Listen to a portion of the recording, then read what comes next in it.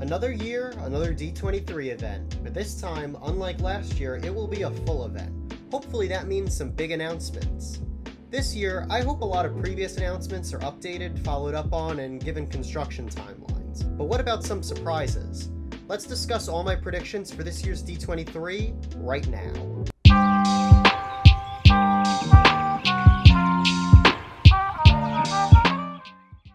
Before we get started, you can help us make more videos like this by hitting that subscribe button. We are super close to 500 subscribers and would love for you to be a part of the DisDrew community.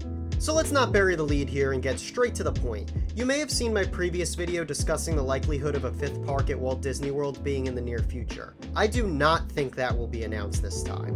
Personally, I think the existing parks still have so much more potential, and adding a 5th gate would just be unrealistic at this time. That being said, it would be a great way to combat the looming threat of Universal's Epic Universe Park, an incredibly ambitious project set to open its doors in 2025. It's coming up real soon.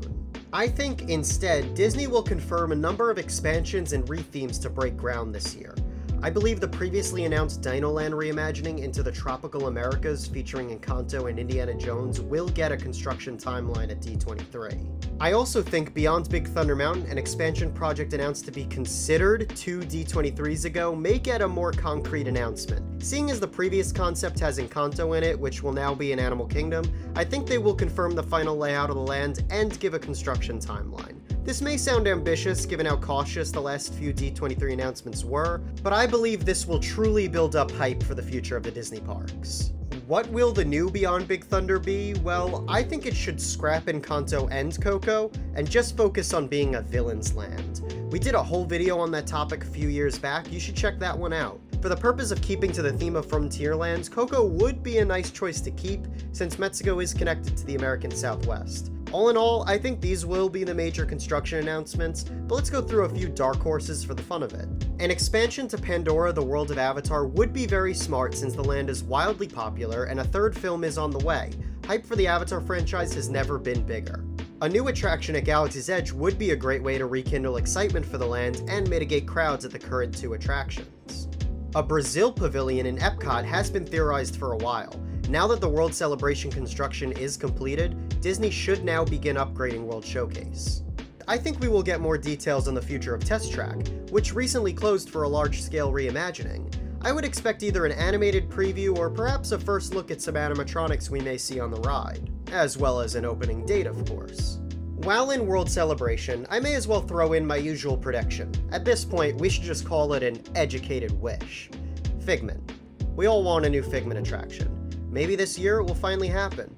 Just please do not replace him with Inside Out. Put Inside Out anywhere else. I love Inside Out, but don't get rid of Figment. Also, I have seen some people predicting that Aerosmith will leave Rock and Roller Coaster and the ride will either have a new band, multiple bands, or even Electric Mayhem. But since the ride just finished its long refurbishment with little to no significant changes, I don't expect Aerosmith to leave anytime soon. Finishing out Walt Disney World with one more dark horse, I think the Star Wars launch bay in Hollywood Studios will be replaced very soon. With the opening of Galaxy's Edge, having a Star Wars meet and greet spot on the other end of the park feels a bit redundant. Disney could easily slot these character meets in a different area of the park while utilizing this valuable space more effectively. I could definitely see a major reimagining of that entire area. With the new Little Mermaid musical adventure coming this fall, there may be renewed interest in that corner of the park. I would love to see the launch bay replaced with a new stage production, cohesively connecting to the Disney Junior and Little Mermaid shows just beside it. I think Encanto would be a logical choice for a stage show, easily drawing in families. Now, let's fly over to Disneyland for a few predictions. The People Mover will be finally rebuilt. I'll believe it when I see it. But one can hope. Avengers Campus will finally get an e-ticket attraction. We have waited so long for this land to get a real exciting ride. Hopefully, the King Thanos multiverse experience will get a construction timeline and additional details. Avatar Land for Disneyland may finally be announced following up the concept art we saw previously. It looks like it may be inspired by the second film setting. And, the most likely, an opening date for Disneyland's version of Tiana's Bayou Adventure. As far as dark horse predictions for Disneyland, maybe Downtown Disney will finally start back up its cancelled refurbishment. I doubt the hotel will still happen, but maybe something new will be announced. D23 2024 will be held from August 9 through 11th, and I am so excited to hear what will be announced. But what are your predictions for D23's Disney Parks news? Let me know in the comments. If you like this video, be sure to like and subscribe so you can enjoy all of our Disney Parks content. You can also follow us on Instagram and TikTok. You can find those in the link tree in the description. Thanks for watching, and remember, you can unlock the magic with the power of imagination.